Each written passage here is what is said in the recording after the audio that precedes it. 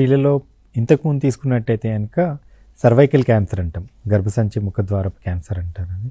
So cervical cancer అనేది commonest క్యాన్సర్గా ఉండేది.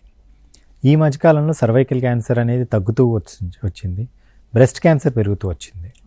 So ఇప్పుడు స్త్రీలలో కామనెస్ట్ క్యాన్సర్ ఏంటి అంటే బ్రెస్ట్ క్యాన్సర్ అండి. And breast cancer more urban పాపులేషన్లో, అంటే ఏంటి అంటే రూరల్ కాకుండా సిటీస్లో ఉండే వాళ్ళలో బ్రెస్ట్ క్యాన్సర్ అనేది ఎక్కువగా ఉంది. అండ్ ఆ పాపులేషన్ పెరగడము ప్లస్ లైఫ్ స్టైల్ చేంజెస్ తోటి బ్రెస్ట్ క్యాన్సర్ ఎక్కువగా పెరిగింది. Cervical cancer more of a rural disease అండి.